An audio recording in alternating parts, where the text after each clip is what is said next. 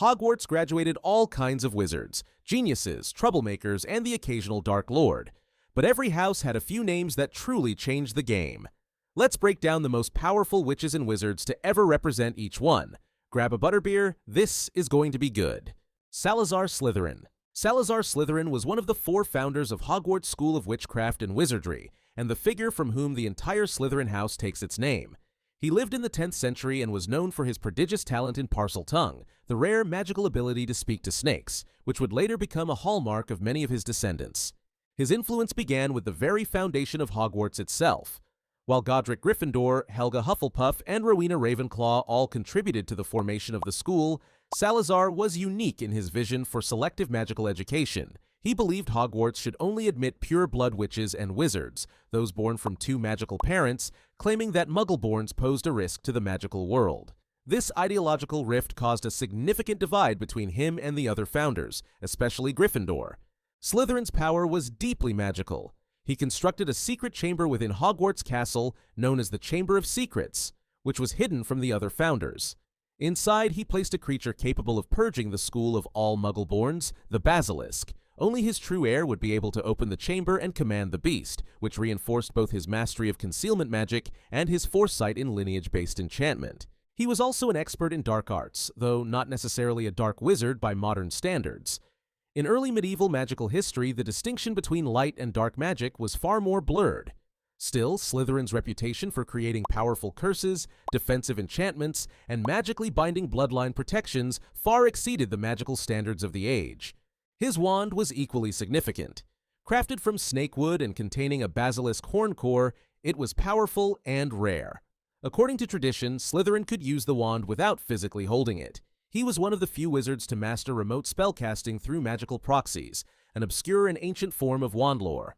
Salazar's legacy lived on not just through his house, but through a bloodline that included some of the most formidable wizards in history, most notably Lord Voldemort. The core Slytherin traits of ambition, cunning, and magical aptitude weren't just abstract values. They originated from a wizard whose vision shaped the school and whose spells still echoed in its walls 1,000 years later. His influence is still felt every time the Sorting Hat places a student in Slytherin House. Lord Voldemort. Tom Riddle, who later became known as Lord Voldemort, is widely considered the most powerful dark wizard of the modern age.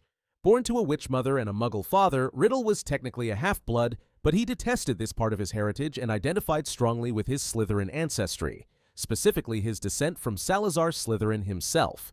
Voldemort's power began manifesting even before his formal education. As a child at Wool's orphanage, he could already speak Parseltongue, control animals, make objects move without touching them, and cause physical harm without a wand. This level of raw magical instinct, especially in a child without guidance, was extraordinary.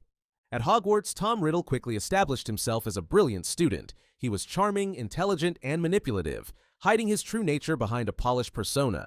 He became head boy and earned the favor of nearly every professor, including Professor Slughorn. But behind the scenes, he was already delving deep into the dark arts. One of his most powerful achievements was the creation of Horcruxes, objects in which a dark wizard hides a fragment of their soul to achieve immortality. While the concept of a Horcrux was known in theory, no one had ever attempted to make more than one. Voldemort created 7. This required acts of murder to split the soul, but also an exceptional command of highly advanced soul-based magic, which few even dared to study. His magical abilities were vast. He was a master duelist with incredible speed, precision, and innovation in spellcasting. He could perform non-verbal and wandless magic with ease. He could fly unaided by broom or thestral, something extremely rare even among elite wizards. He used legilimency, mind-reading, and occlumency, mental defense, to a terrifying degree, capable of penetrating and manipulating minds at will. Voldemort's magical innovation extended beyond traditional hexes and jinxes. He could craft enchantments so sophisticated they confounded the best magical minds at the Ministry. Examples include the protective enchantments on his Horcruxes, like the cursed locket that drained willpower, the burning poison within the Hufflepuff cup, and the fiend-fire-guarded diadem. Each of these defenses required a different area of magical mastery, from ancient curse work to elemental conjuring. His duel with Albus Dumbledore in the Ministry Atrium displayed the full scope of his power. It wasn't just his spell strength that was notable, but his improvisation, environmental control, and ability to counter Dumbledore's tactics in real time. Most duelists collapse under pressure from Dumbledore. Voldemort matched him blow for blow. But his power was as much psychological as magical. He instilled fear across the wizarding world. He founded the Death Eaters, a cult-like group of elite followers, and orchestrated 2 wizarding wars. Even after his first defeat, his influence lived on through his followers, his Horcruxes, and the fear his name invoked. What makes Voldemort especially powerful is not just what he could do, but how far he was willing to go. He redefined what was magically and morally possible, shattering boundaries that others dared not touch. His hunger for immortality, control, and domination made him a unique magical force, one shaped by hatred, fueled by fear, and empowered by knowledge very few dared to pursue. Severus Snape. Severus Snape was one of the most dangerous minds Hogwarts had ever produced. Born to a Muggle father and a witch mother, Snape entered Slytherin House and quietly carved out a legacy of magical mastery, espionage, and double allegiance that ultimately changed the course of wizarding history. Snape's talent in magic became evident early. As a student, he was already crafting his own spells, something that very few Hogwarts students, or even adult wizards, ever achieve. These weren't mere novelties. He also developed custom variations of existing spells, altering their mechanics to make them more efficient or more dangerous. His brilliance in potion-making was second to none. When Harry used Snape's annotated Half-Blood Prince textbook in Slughorn's class, he instantly outperformed all his peers, including Hermione. The notes were complete rewrites of standard brewing techniques, indicating Snape's deep understanding of magical theory and his obsession with precision. Turn to page 394. But Snape's magical power was not limited to academics. He was a master of both occlumency and legilimency, making him a rare double threat in the mental arts. He could shield his thoughts from Voldemort, the greatest legilimens in the world, while also subtly manipulating others without them realizing it. This allowed him to maintain his position as a double agent for years without detection. Dueling was another of Snape's strengths. Though rarely seen in combat, when he did fight, he was fast, efficient, and unforgiving.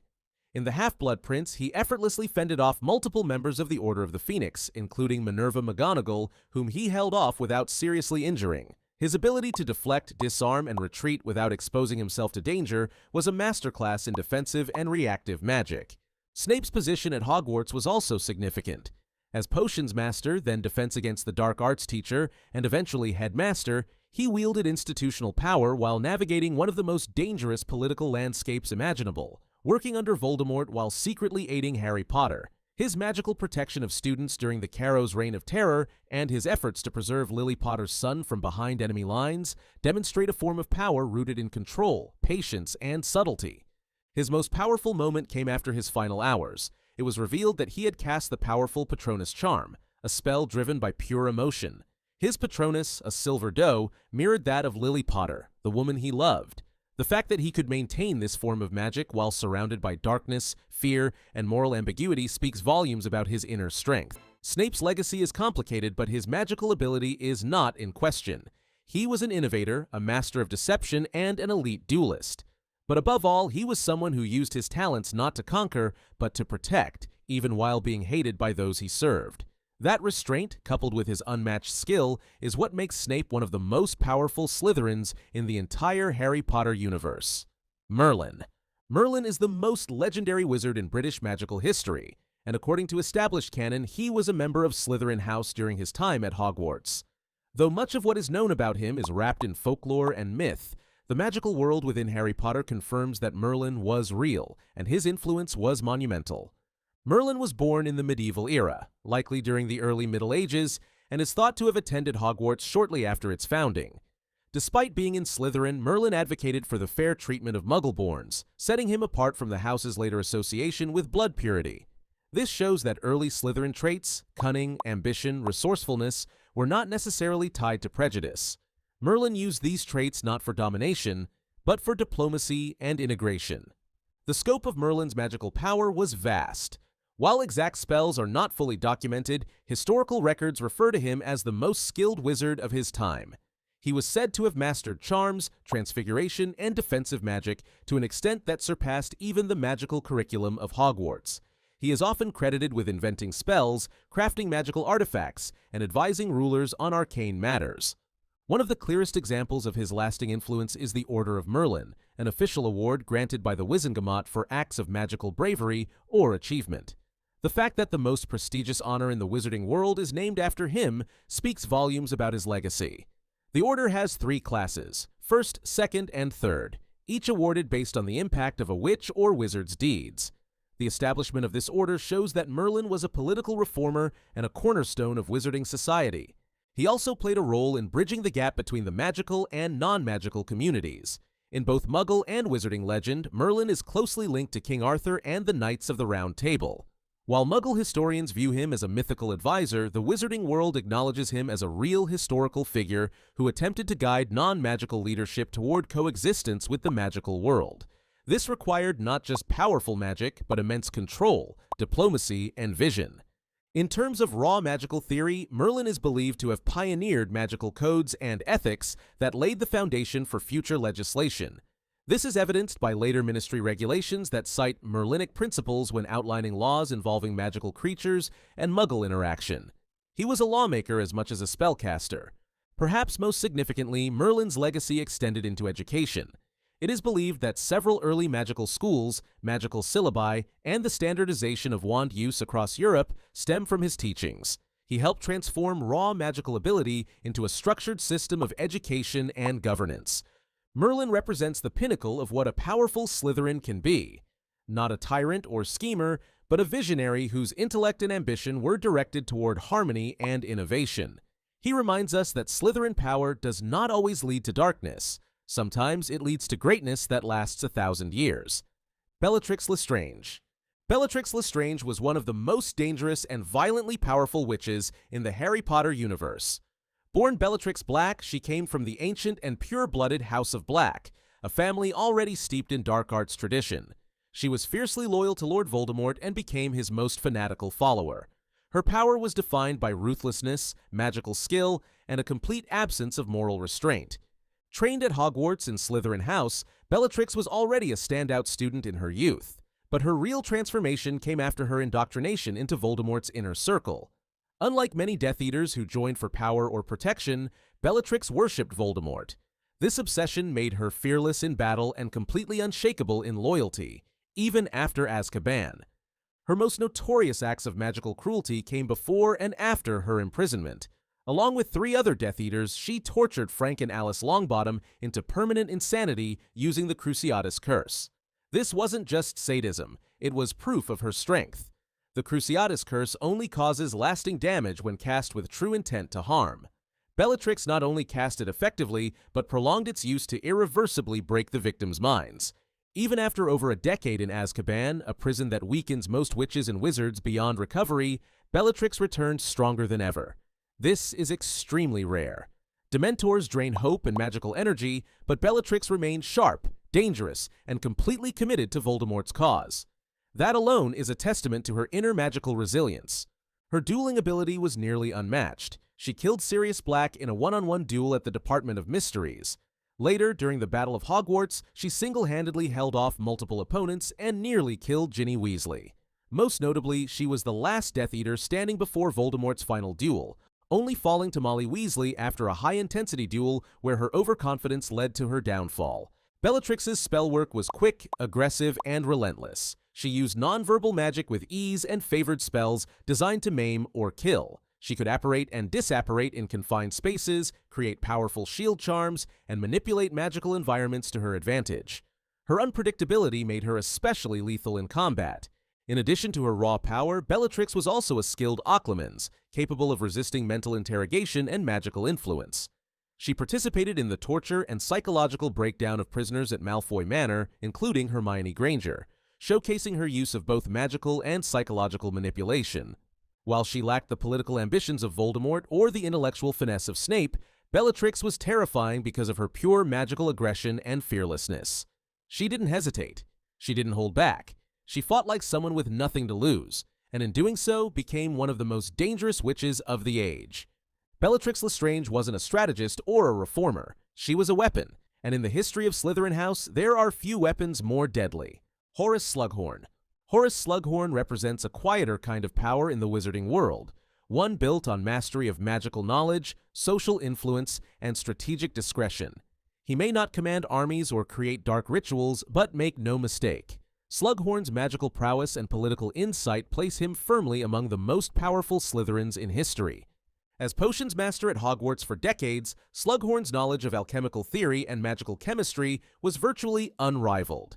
He brewed the most advanced potions with ease, Felix Felicis, Amortentia, and Polyjuice Potion among them, each requiring precise timing, rare ingredients, and advanced technique. These potions are capable of altering the course of fate, love, or identity. In terms of academic magic, Slughorn stood at the pinnacle. His understanding of the dark arts was also more advanced than most realized. Slughorn was the wizard who unknowingly introduced the concept of Horcruxes to Tom Riddle, a fact he would later come to regret deeply. But what's often overlooked is just how advanced the topic of Horcruxes is. Very few wizards in magical history have understood soul-splitting to any degree.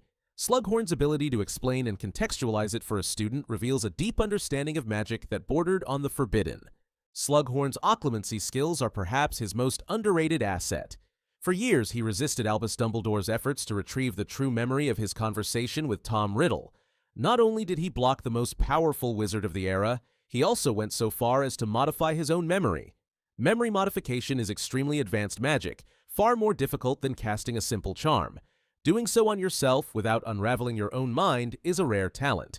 And yet Slughorn was not a recluse or a rogue.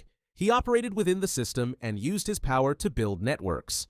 Through his Slug Club, he connected himself to witches and wizards of high potential, many of whom would go on to become ministers, aurors, or celebrities. His ability to spot talent, cultivate loyalty, and maintain political leverage made him influential in subtle but far-reaching ways. He never needed brute force. He had relationships, favors, and secrets. Still, Slughorn wasn't only a political creature. When Hogwarts came under siege during the Battle of Hogwarts, he stepped forward. Alongside Minerva McGonagall and Kingsley Shacklebolt, he faced Voldemort directly in open combat. That he survived, when many others fell, speaks to his dueling competence and composure under pressure. He may have avoided conflict for much of his life, but when it truly mattered, he stood his ground. Regulus Arcturus Black. Regulus Black's power wasn't in the spells he cast or the battles he won. It was in the decisions he made and the deception he pulled off at the very heart of Voldemort's operations. Born into the noble house of Black and sorted into Slytherin, Regulus was raised with strong beliefs in blood purity and family legacy. Like many pure-blood Slytherins of the era, he initially embraced the Dark Lord's cause and became a Death Eater while still in his teens. But unlike most of Voldemort's followers, Regulus had the clarity to recognize the horror behind the rhetoric. That shift came when Voldemort used the Black family house elf, Kreacher, to test the defenses of a secret object, an enchanted locket that Voldemort had hidden in a cave and protected with a crippling potion. Kreacher was left to die. Only a direct order from Regulus, given long before, compelled the elf to return home. That moment changed everything. Regulus understood something others hadn't. Voldemort was seeking immortality through magical fragmentation of the soul. Regulus correctly deduced that the locket was a Horcrux, a container for part of Voldemort's soul.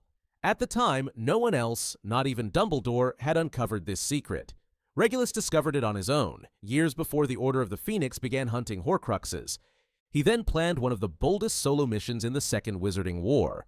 Regulus instructed Kreacher to bring him to the cave. He drank the same agonizing potion that would later torment Dumbledore, retrieved the real Horcrux, and left a fake in its place with a signed note, R.A.B. That small act of rebellion pierced through Voldemort's layers of magical protection. Regulus had exploited a loophole in magical servitude, leveraged knowledge of family enchantments, and anticipated Voldemort's arrogance. He did not survive the return journey. Kreacher was ordered to leave him behind while Regulus was pulled into the lake by Inferi. But his mission was a success. The real Horcrux was hidden in Grimmauld Place, eventually passed to Mundungus Fletcher, and then fell into Umbridge's hands before being retrieved by Harry. Every step the locket took after that traces back to Regulus's original act of resistance. Regulus's legacy lived on through Kreacher, through the Horcrux hunt, and through the shift in what Slytherin could represent. Dolores Umbridge. Dolores Umbridge wielded a different kind of power, one rooted in authority, manipulation, and an unwavering belief in her own righteousness. While she lacked the magical flair of duelists or inventors, her rise through the ranks of the Ministry of Magic, Her grip on Hogwarts and her command of dark tools and creatures earned her a feared reputation. Among Slytherins, she stands out for her ability to control and corrupt institutions from the inside. Umbridge's climb began at the Ministry, where she used charm and bureaucracy to gain influence. She rose to the position of Senior Undersecretary to the Minister for Magic, a role that gave her proximity to power and the ability to influence policy across all departments. She specialized in policy writing, public image, and legal manipulation, crafting rules that appeared orderly while enforcing oppression. Her most infamous chapter came during her year at Hogwarts when she was appointed Defense Against the Dark Arts Professor by the Ministry. She immediately began restructuring the curriculum to suppress practical magic under the guise of safety and tradition. When met with resistance, she was given full control as High Inquisitor and later as Headmistress, achieving total authority over the school within months. She implemented over 100 educational decrees, formed the Inquisitorial Squad, and used fear, surveillance, and punishment to maintain obedience. Despite her lack of complex spellcraft, Umbridge created one of the most sinister magical objects seen in the series, the Black Quill. It caused the user's writing to be carved into their own skin as punishment without the need for ink. This was an illegal and torturous form of magic, yet Umbridge used it openly under the protection of her authority. Few magical tools are so psychologically damaging while remaining non-lethal, and that subtlety made it more insidious. Umbridge also had control over Dementors. She authorized their attack on Harry Potter and Dudley Dursley without Ministry approval, a dangerous move that nearly exposed the magical world to Muggles. During Voldemort's control of the Ministry, she oversaw the Muggle-born Registration Commission, a front for persecution. In this role, she conducted trials that led to the imprisonment and soul removal of innocent witches and wizards, often using Dementors in the courtroom itself. What makes Umbridge powerful is her ability to blend within legitimate systems while abusing every loophole. She didn't need to work in the shadows. Her authority was state-sanctioned, her punishments carried out with official approval, and her cruelty masked by paperwork. She knew how to cloak violence in protocol. She survived both Voldemort's regime and the subsequent purge of his followers, avoiding Azkaban due to lack of direct evidence. Unlike most Slytherins who gained power through magical skill, Umbridge relied on institutional control, legal frameworks, and fear. Her magic was real, but her true strength was in knowing how to make evil look ordinary. Albus Dumbledore, Albus Percival Wulfric. Brian Dumbledore is considered the most powerful Gryffindor in wizarding history. His magical ability was recognized even in childhood, as seen by his unmatched performance in school and early mastery of advanced spellwork. Griselda Marchbanks of the Wizarding Examinations Authority personally oversaw his new teas and stated he did things with a wand she'd never seen before. Dumbledore's most defining magical talents included Transfiguration, which he later taught at Hogwarts, and Charms, where he innovated multiple original spells. His range extended well beyond academics. He was a master of nonverbal and wandless magic, capable of performing high-level enchantments without speaking or even using a wand. He also demonstrated exceptional control over elemental forces, particularly fire and water. This is most clearly seen in the Department of Mysteries battle, where he repelled Voldemort with a combination of water constructs, transfigured objects, and binding magic. Beyond combat, Dumbledore was a master of occlumency and legilimency, allowing him to both protect his mind and read others' thoughts when necessary. He was also a highly capable alchemist, famously partnering with Nicholas Flamel in the discovery of the Philosopher's Stone. During the First and Second Wizarding Wars, Dumbledore led the Order of the Phoenix and was considered the only wizard Voldemort feared. His defeat of the Dark Wizard Gellert Grindelwald in 1945 was a landmark event in magical history, accomplished without lethal force. His spellcasting in duels was strategic, restrained, and precise. When he conjured a firestorm to repel an army of Inferi in the Half-Blood Prince, it demonstrated not only raw magical power, but advanced knowledge of defensive enchantments and control under pressure. Dumbledore's magical legacy is tied to his mastery of all known branches of magic and his role as a scholar, teacher, and tactician. He is one of the few known wizards to fully understand wand lore, having manipulated the Elder Wand's allegiance and used it with unmatched precision. His skill in every magical discipline, combat, charms, transfiguration, potions, and beyond, marks him as the most complete and formidable wizard to ever come from Gryffindor. Godric Gryffindor. Godric Gryffindor was one of the 4 original founders of Hogwarts School of Witchcraft and Wizardry and the symbolic origin of the house that bears his name. He lived approximately 1,000 years ago, during the early medieval period of the British magical world. Though much about him remains cloaked in myth, Key elements of his magical legacy are confirmed in canonical lore. Gryffindor was renowned for his exceptional bravery, boldness in combat, and inclusive values. He was the first known Hogwarts founder to admit Muggle-born students to the school, which set him at odds with Salazar Slytherin, who believed only pure-blood wizards should be taught. This ideological split eventually led to Slytherin's departure and the formation of a long-standing Gryffindor-Slytherin rivalry. In terms of magical ability, Godric Gryffindor was described by J.K. Rowling as the greatest duelist of his time. He was not only a skilled wand user but also a master swordsman, often choosing to duel with a sword instead of a wand in certain situations, an unusual practice that demonstrated both his physical and magical prowess. This sword, now known as the Sword of Gryffindor, was goblin-made and enchanted to absorb that which makes it stronger. Over the centuries, it absorbed basilisk venom and became a key artifact in the destruction of Voldemort's Horcruxes. Godric was also instrumental in the enchantment of the Sorting Hat. Originally his own hat, it was magically imbued by all four founders with the ability to assess a student's character and assign them to the most fitting house. This feat required advanced enchantment, magical cognition, and long-lasting sentience, an exceedingly rare magical combination. Though Godric Gryffindor's exact spellwork is undocumented, the magical artifacts and legacy he left behind confirm his status as one of the most powerful wizards in history. His contributions to magical education, dueling, and artifact creation place him at the foundation of Gryffindor House's core values: courage, determination, and strength in the face of adversity. Minerva McGonagall. Minerva McGonagall was one of the most disciplined and magically accomplished witches of the 20th century. Sorted into Gryffindor House in the 1940s, she quickly distinguished herself as the most talented student in her year, achieving top marks in both her OWL and NEWT examinations. Her strengths were evident in Transfiguration, her chosen specialty, and she later returned to Hogwarts as the school's Transfiguration professor and head of Gryffindor House. McGonagall became a registered animagus at a young age, taking the form of a tabby cat. Becoming an animagus is extremely advanced magic, requiring complex potions, precise transformation rituals, and ministry registration. She completed this feat independently, without a support group like the Marauders, highlighting her singular focus and raw magical skill. Her command of Transfiguration was considered second only to Albus Dumbledore. She could seamlessly transform inanimate objects and living beings with accuracy and control. During the Battle of Hogwarts, she animated the entire castle's suits of armor and stone guardians using the spell Peer Totem Locomotor, showing not just spell knowledge but battlefield-level magical coordination.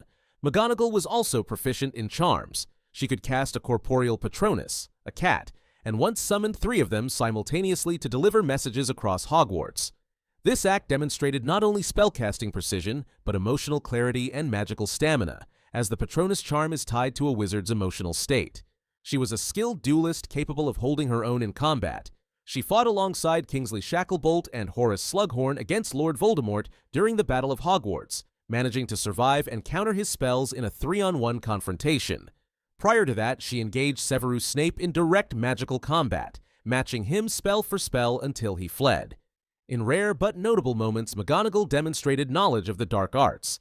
She successfully cast the Imperious Curse on Amicus Caro, a known Death Eater, to maintain control over the school and prevent harm. This confirmed her theoretical and practical understanding of unforgivable spells, which she used sparingly and with strategic intent. Minerva McGonagall exemplifies the Gryffindor qualities of courage, leadership, and determination, backed by deep academic knowledge and practical battle readiness. Her power stemmed not just from talent, but from restraint, judgment, and an unshakable sense of duty. Sirius Black. Sirius Black was one of the most naturally gifted wizards of his generation, displaying advanced magical ability from an early age. Sorted into Gryffindor despite being born into the pure-blooded, Slytherin-aligned House of Black, Sirius rejected his family's elitist beliefs and embodied the Gryffindor traits of defiance and courage. His early mastery of difficult magic placed him ahead of most of his peers at Hogwarts. At just 15 years old, Sirius became an unregistered animagus, transforming into a large black dog. This transformation is not only magically advanced, but legally regulated due to the complexity and risks involved. Unlike most adult wizards who undergo years of preparation with ministry supervision, Sirius and his fellow Marauders learned to complete the animagus process in secret, suggesting a deep grasp of magical theory, transfiguration, and potion making. He was highly competent in multiple fields of magic. In addition to transfiguration, he was skilled in nonverbal magic, defensive spells, and dueling. He demonstrated this during the Department of Mysteries battle in Order of the Phoenix, where he fought on equal footing with Death Eaters including Lucius Malfoy. Though eventually killed by Bellatrix Lestrange, one of the most dangerous Dark Witches of the time, Sirius showed speed, precision, and confidence in battle. Sirius also exhibited exceptional magical resilience. After 12 years in Azkaban, a prison that strips most inmates of sanity and magical strength, he was still capable of complex transformations and evasive magic. He is the only known person to have escaped from Azkaban without external help, doing so by using his animagus form to fool the Dementor's detection. Sirius was also a powerful spellcaster with a practical knowledge of charms and defensive enchantments. During the First Wizarding War, he served in the original Order of the Phoenix, engaging in missions that required stealth, combat, and magical infiltration. Despite his personal recklessness and emotional volatility, his magical ability was never in doubt.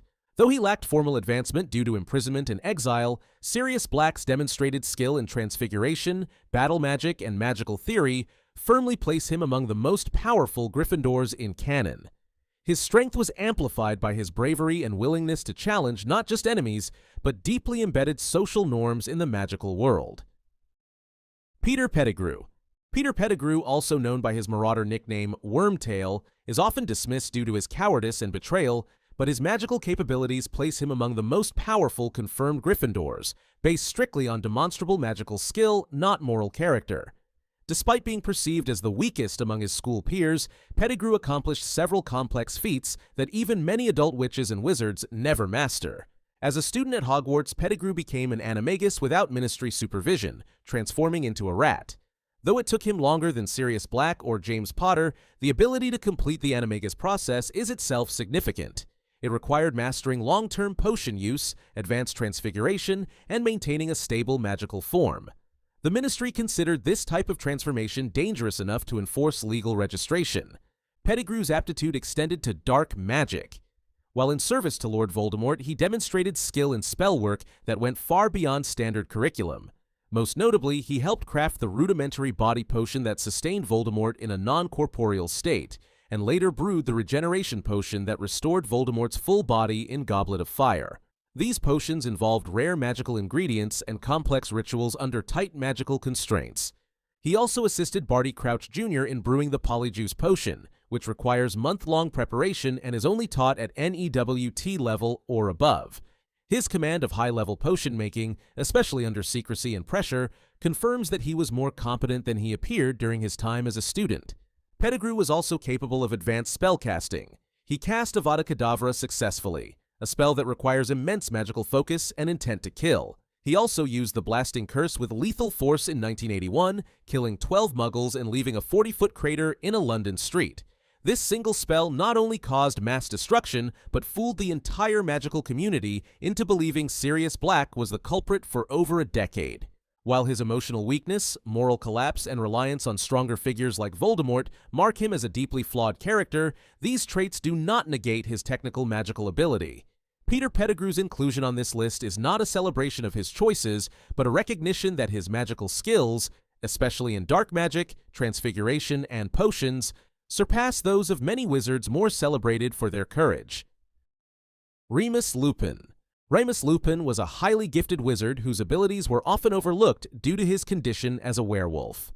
Despite facing stigma and physical challenges, he excelled academically at Hogwarts, becoming a prefect and co-creator of the Marauders map, an enduring magical artifact capable of tracking every person within the castle. His restraint in the face of bullying and his rejection of dark magic showed early maturity and control. Lupin's strongest area was defensive magic. As defense against the dark arts professor, he was widely praised for his teaching, guiding students through advanced spells such as Patronus Conjuration, which he helped Harry master. His own Patronus, canonically a wolf, symbolized his internal conflict and strength. In combat, Lupin was a proven duelist, fighting in both wizarding wars alongside elite allies like Moody and Shacklebolt. He battled Death Eaters at the Department of Mysteries and fell during the Battle of Hogwarts. Even with lycanthropy affecting his magical stability, he demonstrated precise control, battlefield awareness, and tactical spell use. Lupin's power came from skill, discipline, and deep magical knowledge, making him one of Gryffindor's most quietly formidable wizards. Harry Potter. Harry Potter may not have been the most technically refined wizard, but his instinctual magic, resilience, and battlefield results make him one of the most effective Gryffindors. He showed signs of strong magic early, teleporting, vanishing glass, and resisting mental intrusion. At 13, he produced a corporeal Patronus, a rare and difficult feat. His strength lay in live combat. Harry defeated a basilisk with help from Gryffindor's sword, resisted the Imperious Curse, and fended off Death Eaters using consistent, reliable spell work. Expelliarmus, Stupefy, Protego, executed under extreme pressure. He demonstrated limited nonverbal magic, resisted legilimency, and survived Cruciatus torture. Harry's final duel with Voldemort showcased his strategic thinking and disarming skill, culminating in the Elder Wand's allegiance shifting to him. He chose not to kill his opponent, which spoke to his restraint, not weakness. Though less academic than Hermione or versatile as Dumbledore, Harry's real-world application of magic, emotional resilience, and repeated success in combat confirm his power. He was forged in war, and his magic reflected that, practical, instinctive, and unshakably brave. Helga Hufflepuff. Helga Hufflepuff is one of the 4 founders of Hogwarts and the namesake of the house that values hard work, loyalty, and fair-mindedness. Her legacy is anchored in a known founder's relic, Hufflepuff's Cup. That cup surfaces centuries later in Albus Dumbledore's recovered memory of Hepzibah Smith, a wealthy collector who proudly presents Helga Hufflepuff's cup to a young Tom Riddle while he is employed at Borgin & Burke's. Riddle subsequently murders Hepzibah, steals the cup, and later converts it into a Horcrux, binding a fragment of his soul to Helga's heirloom. The cup is then concealed in the Lestrange family vault at Gringotts, protected by goblin security measures including the replication and burning hex Gemino and flagranti curses that punish intruders who touch stored items. During the final year of the war, Harry, Ron, and Hermione break into Gringotts using Polyjuice Potion, Imperius, and a dragon-assisted escape to retrieve the Horcrux cup. The artifact is ultimately destroyed in the Chamber of Secrets when Hermione Granger stabs it with a basilisk fang, whose venom irreparably damages Horcruxes. Helga's enduring importance, therefore, is twofold. She co-founded the school's culture around industry and inclusion, and her personal relic became a pivotal battleground in the systematic unmaking of Voldemort's immortality. Newt Scamander. Newton Artemis Fido Scamander is one of Hufflepuff's most renowned figures, best known as the author of Fantastic Beasts and Where to Find Them, a textbook that becomes standard at Hogwarts for decades. His expertise in magizoology, the study of magical creatures, positioned him as one of the wizarding world's foremost authorities on magical wildlife.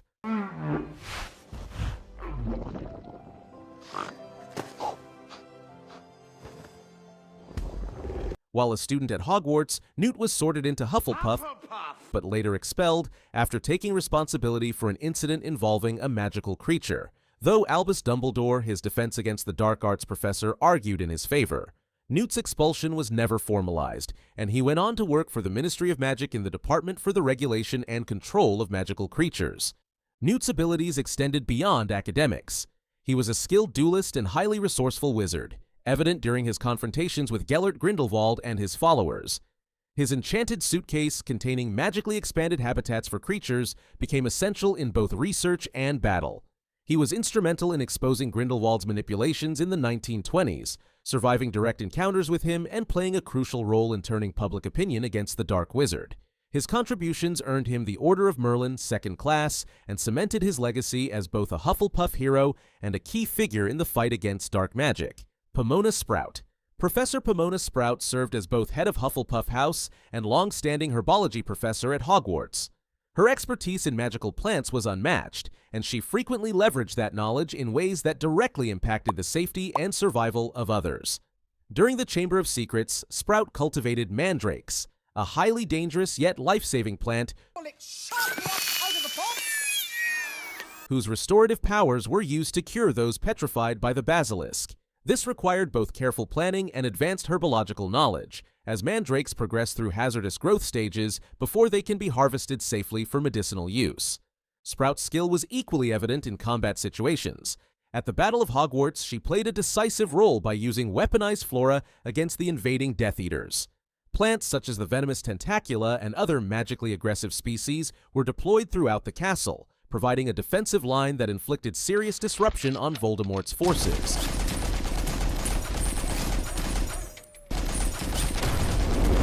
Beyond her battlefield contributions, Sprout embodied the values of her house, leading with fairness and loyalty, while producing generations of witches and wizards trained in practical, life-sustaining magic. Her mastery of herbology, combined with her tactical application of plants in war, marks her as one of the most formidable Hufflepuffs in Hogwarts' history. Nymphadora Tonks. Nymphadora Tonks, usually referred to simply as Tonks, was a metamorph magus, a witch born with the rare ability to change her physical appearance at will. This skill was innate rather than learned, making her especially versatile in stealth and disguise. After graduating from Hogwarts as a Hufflepuff, she trained as an Auror under Alastor Moody, passing some of the most rigorous examinations in magical law enforcement. Her career quickly established her as a capable duelist and a valuable member of the Order of the Phoenix during the Second Wizarding War. Tonks distinguished herself in both offensive and defensive magic. She fought in several major battles, including the Battle of the Department of Mysteries, where she dueled against Death Eaters and was seriously injured. Despite setbacks, she returned to active duty, showing resilience and loyalty to the Order. Her role in the Battle of the Astronomy Tower and later the Battle of the Seven Potters further highlighted her courage, as she fought Voldemort's followers directly while protecting key figures. At the Battle of Hogwarts, Tonks made the ultimate sacrifice, rushing to join the fight after entrusting her infant son, Teddy Lupin, to her mother. She fought alongside her husband, Remus Lupin, but both were killed in action, leaving behind a legacy of bravery, loyalty, and devotion. Tonks' power lay not only in her unique abilities as a metamorph magus, but in her unwavering determination to defend the wizarding world, regardless of personal cost. Cedric Diggory. Cedric Diggory stands out as one of Hufflepuff's most gifted modern students. Sorted into the house in the late 1980s, he quickly built a reputation for fairness, modesty, and exceptional magical skill. By his 5th year, he was both a prefect and captain of the Hufflepuff Quidditch team, admired across the school for his leadership and sportsmanship. Cedric's magical ability extended well beyond the classroom. During the Triwizard Tournament, he repeatedly demonstrated competence across multiple disciplines. He mastered advanced transfiguration, turning a rock into a dog during the first task, and showed skill in charm work, successfully using the bubblehead charm underwater during the second task. What distinguished Cedric, however, was not just raw talent, but his character. In a school climate where rivalry often bred arrogance, Cedric maintained fairness and humility. When Dementors attacked Harry during a Quidditch match and Hufflepuff won as a result, Cedric was the first to suggest a rematch, showing his commitment to integrity. In the Triwizard Tournament's final task, his decision to share the victory with Harry underlined his loyalty and sense of justice. Tragically, this act of fairness led both boys into Voldemort's trap. Cedric was murdered by Peter Pettigrew on Voldemort's orders, remembered by Dumbledore as kind and honest and brave and true to the very end. His life was cut short, but his skill and moral strength cement his place among the most powerful Hufflepuffs. Theseus Scamander. Theseus Scamander, elder brother of Newt Scamander, was a celebrated war hero and one of the most accomplished Aurors of his time. During the First World War, Theseus earned distinction for his bravery and tactical skill, which led the wizarding world to regard him as a war hero. His reputation for discipline and command made him a natural leader within the British Ministry of Magic. Rising through the ranks, he eventually became head of the Auror Office, a position that placed him at the forefront of magical law enforcement. Theseus's magical strength lay in his combat ability and leadership under pressure. As an Auror, he was trained in high-level defensive and offensive magic, dueling techniques, and investigative work. His role in pursuing Grindelwald's forces placed him directly against some of the most dangerous dark wizards of the era. Although Newt was often portrayed as the unconventional thinker, Theseus represented structured power, relying on rigorous training, discipline, and ministry authority. Despite the brothers' contrasting personalities, Theseus demonstrated loyalty and courage throughout his career. His position as a leading Auror during one of the wizarding world's most volatile periods highlights his importance, and though he is not as widely remembered as his brother, his legacy as a powerful and reliable Hufflepuff remains secure. Hannah Abbott. Hannah Abbott was a Hufflepuff student in the same year as Harry Potter and an early member of Dumbledore's army. Though she was not a central figure in the narrative, her role in resisting Voldemort's influence at Hogwarts underscores her courage and competence. As a DA member, she trained under Harry in advanced defensive spells that were typically beyond the standard curriculum, giving her practical combat experience long before the Battle of Hogwarts. Her loyalty to the Resistance became even more important during the Second Wizarding War. After leaving school, Hannah went on to become the landlady of the Leaky Cauldron, one of the wizarding world's most iconic establishments, and later trained as a healer. This combination of combat readiness, healing knowledge, and business stewardship reflected a balance of strength and nurturing, two qualities often tied to Hufflepuff values. In some expanded canon, she is also noted as a candidate for the position of matron at Hogwarts, showing the trust the wizarding community placed in her. While Hannah may not have reached the legendary status of Cedric or Tonks, her steady contributions to the Resistance, combined with her later achievements, mark her as an honorable and capable Hufflepuff witch. Ernie Macmillan. Ernie Macmillan was a prominent Hufflepuff student known for his strong sense of loyalty and his unwavering belief in standing up for what was right. Though at times pompous in his early years, Ernie matured into one of the most steadfast members of Dumbledore's army. He trained rigorously under Harry Potter, mastering defensive spells such as the Shield Charm and the Stunning Spell, and he fought alongside his peers during the Resistance against Dolores Umbridge's regime at Hogwarts. Ernie's magical ability was paired with his determination to uphold fairness and integrity. He often took a leadership role among his classmates, voicing support for Harry when many doubted him, and rallying his fellow Hufflepuffs to prepare for the fight against Voldemort's forces. His bravery reached its peak during the Battle of Hogwarts, where he actively fought Death Eaters and defended the castle alongside other DA members. Though he never achieved fame outside of Hogwarts, Ernie embodied the Hufflepuff virtues of hard work, loyalty, and courage in the face of danger. His role as a dependable ally during the war solidified his place as one of the most honorable Hufflepuffs of his generation.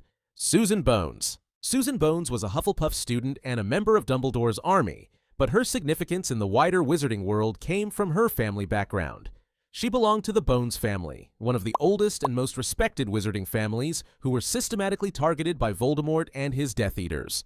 Nearly all of her close relatives were murdered, including her aunt Amelia Bones, who served as head of the Department of Magical Law Enforcement and was noted by Voldemort himself as one of the most powerful witches of her time. Despite this heavy personal loss, Susan remained committed to the Resistance. At Hogwarts, she took part in Harry's secret training sessions, learning advanced defensive magic well beyond her year level. Her persistence in joining the DA highlights her resilience and determination, even after witnessing firsthand the cost of defying Voldemort. During the Battle of Hogwarts, she fought alongside other members of the DA, demonstrating bravery and solidarity with her peers. Susan's strength was not in individual feats of great power, but in her perseverance and her ability to endure loss while continuing to fight. She represents the quiet but resilient side of Hufflepuff, where strength lies as much in endurance as in spell work. Amos Diggory. Amos Diggory, father of Cedric Diggory, was a well-respected ministry official who worked in the Department for the Regulation and Control of Magical Creatures. His career placed him in close contact with complex cases involving magical beasts, an area of magic requiring both detailed knowledge and strong practical skill. Although he is not portrayed as a powerful duelist like some of the other Hufflepuffs, Amos's authority in the ministry and his role in high-level discussions highlight his competence and influence in the wizarding world. Amos is best remembered for his pride in his son Cedric's accomplishments, particularly Cedric's selection as Hogwarts champion in the Triwizard Tournament. However, his role in the story also reflects Hufflepuff qualities of fairness and loyalty. Following Cedric's tragic death, Amos was deeply affected. My boy! But his grief underscores the personal cost of Voldemort's return and the sacrifices made by even ordinary yet capable witches and wizards. While Amos does not stand among the great Hufflepuff heroes in terms of magical combat or legendary achievements, his work within the ministry and his representation of the steady, loyal qualities of his house make him a fitting, if quieter, honorable mention. Justin Finch-Fletchley. Justin Finch-Fletchley was a Muggle-born student sorted into Hufflepuff in Harry's year. His magical ability was solid, if not exceptional, but his presence in the story highlights both the challenges and resilience of Muggle-born wizards during Voldemort's resurgence. Early in his Hogwarts career, Justin fell victim to the Basilisk during the Chamber of Secrets crisis, becoming one of the students petrified by the monster. This event underscored the vulnerability of Muggle-borns, yet also tied him to the larger struggle against the heirs of Slytherin and their ideals. Later, Justin became a dedicated member of Dumbledore's army. He trained under Harry's guidance, practicing defensive spells and combat magic at a level far beyond what was taught in class. His decision to join and fight openly despite the risks to Muggle-borns demonstrates courage and loyalty, key Hufflepuff traits. By the Battle of Hogwarts, Justin was one of the many students who stood his ground against Death Eaters, helping defend the school in its darkest hour. Though he never achieved fame like Cedric or Tonks, Justin represents the everyday bravery of Hufflepuffs, who fought not for glory but simply because it was the right thing to do. Rowena Ravenclaw. Rowena Ravenclaw was one of the 4 founders of Hogwarts School of Witchcraft and Wizardry and the defining figure behind the house that bears her name. Born in Scotland in the 10th century, she was widely regarded as the most brilliant witch of her era, a woman whose intelligence and magical skill set the standard for generations. She is credited with conceiving both the name and the location of Hogwarts itself, supposedly after dreaming of a warty hog leading her to a cliff by the lake. Beyond her role in founding the school, Rowena's legacy is tied to her innovations in enchantment. She contributed to the creation of the Sorting Hat, an artifact imbued with the combined magical genius of all 4 founders to allocate students to their proper houses. Rowena also crafted and enchanted her famed diadem, a silver circlet inscribed with the words, "Wit beyond measure is man's greatest treasure." The diadem was said to enhance the wisdom of the wearer, marking it as one of the most legendary magical artifacts in history. Although later stolen by her daughter Helena and turned into a Horcrux by Voldemort, the diadem's origins reflect Rowena's unmatched brilliance. Some sources also suggest she had skill in divination and was capable of producing a Patronus, showcasing her versatility across disciplines. Rowena Ravenclaw's power lay not only in her formidable magical ability, but also in her enduring intellectual legacy, which defined the values of her house for centuries. Filius Flitwick. Filius Flitwick was a master of charms, the head of Ravenclaw House, and one of the most formidable wizards of his age. Born in 1958, he entered Hogwarts in 1969 and quickly distinguished himself as a prodigy in charms, excelling in every area of spellcasting. His small stature, attributed to part goblin ancestry, often led others to underestimate him, but behind his modest demeanor was a wizard of immense ability. Before joining the Hogwarts faculty, Flitwick competed as a professional duelist and became a champion, a testament to his skill in both offensive and defensive magic. At Hogwarts, he not only taught charms, but also served as one of the school's key defenders during both Wizarding Wars. His contributions during the Battle of Hogwarts were pivotal. He personally defeated multiple Death Eaters, including Antonin Dolohov, a dark wizard notorious for killing Remus Lupin and many Aurors. Flitwick was also responsible for erecting the complex magical protections that shielded Hogwarts when Voldemort's forces attacked. These enchantments, layered barrier spells, and protective wards were among the most advanced defensive magics seen in the series. Flitwick's abilities extended beyond charms into conjuration, transfiguration, and advanced defensive magic. He could perform non-verbal and wandless spells with ease and was capable of producing a Patronus. As both a scholar and a warrior, he embodied the Ravenclaw traits of intellect and mastery, standing as one of the greatest modern professors of Hogwarts. Helena Ravenclaw, the Grey Lady. Helena Ravenclaw, better known in ghostly form as the Grey Lady, was the only daughter of Rowena Ravenclaw and one of the earliest students at Hogwarts. Taught directly by her mother, she developed strong magical abilities and a rigorous intellect, but her legacy is defined as much by tragedy as by talent. Helena became envious of her mother's reputation and brilliance, and in a moment of ambition, she stole Rowena's enchanted diadem, an artifact designed to enhance the wisdom of its wearer. Believing the diadem could grant her the greatness she craved, she fled Hogwarts and hid in Albania. Rowena, gravely ill, sent the man later known as the Bloody Baron to find her daughter. When Helena refused to return, a confrontation ended in tragedy, and both lost their lives. Helena remained at Hogwarts as the Grey Lady, the ghost of Ravenclaw House. Though distant from most students, she later proved vital when she revealed to Harry Potter the fate of the stolen diadem, helping him in his mission to destroy Voldemort's Horcruxes. In life, Helena showed a rare thirst for knowledge and magical potential, nurtured under Rowena's guidance, while in death she retained her intellect, memory, and presence at the school. Her story highlights the dangers of envy and ambition, but also her lasting importance in the downfall of Voldemort. Ignatia Wildsmith. Ignatia Wildsmith was a Ravenclaw witch born in the early 13th century and is immortalized as one of the most inventive minds in magical history. She is best known for creating Floo powder, the glittering green substance that powers the Floo network, a system of interconnected fireplaces that allows witches and wizards to travel almost instantly between distant locations. Before her invention, magical transportation was dangerous and inconsistent, relying heavily on apparition, broom travel, or less reliable portkeys. Floo powder provided a safe, regulated alternative that changed how the wizarding world connected. Wildsmith's brilliance lay not only in the creation of the powder, but in the enchantments that allowed fireplaces to be linked while still remaining protected from muggles. The Floo network soon became the backbone of wizarding travel, used for both personal and official purposes, including ministry communications. Her contribution was so influential that she was later featured on a chocolate frog card, recognition reserved for witches and wizards of exceptional impact. Although little else is recorded about her magical exploits, Ignatia Wildsmith's achievement demonstrates Ravenclaw's defining trait: innovation that reshapes society. By transforming transportation, she ensured her place as one of the house's most powerful and lasting figures. Garrick Ollivander. Garrick Ollivander, born in 1908, was a half-blood wizard and the most renowned wand maker of modern times. A Ravenclaw student in his youth, he inherited Ollivander's, the family wand shop in Diagon Alley, but went on to revolutionize the craft far beyond tradition. Before his influence, wand makers often allowed clients to dictate the materials of their wands. Ollivander changed this by standardizing the use of specific powerful cores. Dragon heartstring, phoenix feather, and unicorn hair matched carefully with wand woods to enhance magical compatibility. This innovation allowed wands to become more reliable, powerful, and deeply attuned to their users. Ollivander's magical ability extended far beyond wand lore. He was skilled in conjuration, a demanding branch of transfiguration that involves creating objects from nothing and could cast advanced spells non-verbally. He was capable of producing a corporeal Patronus, a feat that marked him as a wizard of considerable talent. During his imprisonment by Voldemort, he demonstrated remarkable resilience and continued to provide critical knowledge that helped Harry Potter understand the deeper properties of wands, including the unique loyalty that passes between them.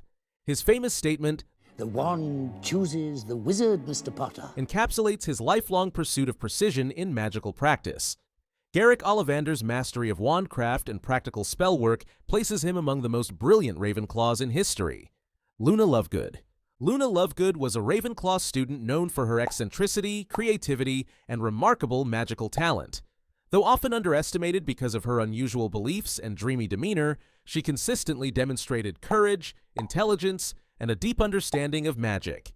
Luna was one of the first students to believe and support Harry Potter during the Ministry's smear campaign, reflecting both her clarity of thought and her independence from public opinion.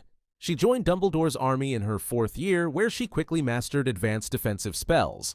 At the Battle of the Department of Mysteries, Luna fought Death Eaters alongside Harry and his closest allies, proving her skill in combat. She later participated in the Battle of the Astronomy Tower and, most decisively, the Battle of Hogwarts, where she helped defend the castle against Voldemort's forces. Beyond combat, Luna possessed a rare perceptiveness that allowed her to see truths others overlooked. She could see thestrals, spoke insightfully about death, and later became a renowned wizarding naturalist, discovering species others doubted even existed. Her blend of creativity, fearlessness, and magical competence made her one of Ravenclaw's most iconic figures. Cho Chang. Cho Chang was a talented Ravenclaw student best known for her skills as a Quidditch seeker and her role in Dumbledore's army. As seeker, she demonstrated sharp reflexes, agility, and concentration, qualities that reflected her strong magical coordination and precision. Her athletic prowess mirrored her magical ability, as she quickly adapted to advanced defensive spells under Harry's leadership in the DA. Cho was present during the darkest periods of Voldemort's return, aligning herself with the Resistance at a time when supporting Harry was controversial and dangerous. She learned and practiced spells far beyond her curriculum, including shield charms and disarming charms, which she later used in combat. Though grief over Cedric Diggory's death left her vulnerable, Cho remained loyal to the fight against Voldemort. She returned to Hogwarts during the final battle, fighting side by side with the DA and other defenders of the castle. While Cho may not have achieved the legendary status of Flitwick or Rowena Ravenclaw, her courage, skill, and willingness to fight in the face of loss mark her as a powerful Ravenclaw whose contributions extended beyond her school years. Moaning Myrtle, Myrtle Warren. Myrtle Warren, later known as Moaning Myrtle, was a Ravenclaw student in the 1940s whose life ended tragically, but whose role in wizarding history was profound. As a young witch, she was capable enough to attend Hogwarts and be sorted into Ravenclaw, showing promise in her magical education. Her death occurred in the girls' bathroom near the Chamber of Secrets when Tom Riddle, still a student, used the basilisk to kill her as part of his first step toward creating a Horcrux. This event directly enabled Voldemort's rise to power. Though remembered primarily for her ghostly form, Myrtle retained her magical awareness and knowledge in death. She could interact physically with the environment by splashing water, disrupting plumbing, and even haunting specific students, showing her unusual persistence compared to other Hogwarts ghosts. Importantly, she provided crucial assistance to Harry Potter decades later. She revealed details about the Chamber of Secrets, and during the Triwizard Tournament, she guided Harry underwater in the Black Lake task, helping him navigate and succeed. While Myrtle did not live long enough to fulfill her magical potential, her enduring presence and the pivotal circumstances of her death left an indelible mark on both Hogwarts and Voldemort's history. Theophilus Abbott. Though not a central figure in the main Harry Potter narrative, Theophilus Abbott appears in Rowling's extended world-building as a Ravenclaw noted for his academic contributions. He was a wizard associated with magical scholarship, a field in which Ravenclaws frequently excelled. While detailed accounts of his life are scarce, his inclusion among notable Ravenclaws reflects the respect he earned for his intellectual achievements. Abbott's work highlights the Ravenclaw tradition of valuing knowledge as power. Rather than being remembered for dueling or battlefield heroics, his legacy lies in research, magical theory, and advancing the understanding of spells and magical history. Wizards like Abbott played an essential role in preserving and expanding the collective knowledge of the wizarding world, ensuring that discoveries were passed down for future generations. Though less dramatic than the feats of Rowena Ravenclaw or Flitwick, Abbott's career represents the quieter but equally vital strength of Ravenclaw House: scholarship, theory, and the advancement of magical learning. Xenophilius Lovegood. Xenophilius Lovegood, father of Luna Lovegood, was a Ravenclaw wizard and the eccentric editor of The Quibbler. Though unconventional in manner, he possessed a keen intellect and a deep knowledge of obscure magical lore. Most notably, Xenophilius was one of the few wizards who not only believed in, but actively studied the Deathly Hallows. He owned and wore the symbol of the Hallows, and passed on this knowledge to Harry, Ron, and Hermione, which proved essential in their quest to defeat Voldemort. His magical abilities were respectable, if not legendary. He was skilled enough to defend his home and was knowledgeable in charms and defensive spells. However, his greatest strength lay in his intellectual curiosity and his willingness to publish truths when the rest of the wizarding press censored or silenced them. During Voldemort's regime, the Quibbler became one of the few outlets openly supporting Harry and the Resistance, giving Xenophilius an important, though dangerous, role. Although later forced into betrayal to protect his daughter, his impact cannot be dismissed. His preservation of rare knowledge and defiance against the mainstream wizarding establishment highlight the Ravenclaw values of wit and wisdom, even when expressed through eccentricity. Power isn't just about talent, it's shaped by where you learn it. Admissions, curricula, and the politics behind the classrooms. Watch every school of magic in Harry Potter. Explained in detail next to see how each institution forges its witches and wizards.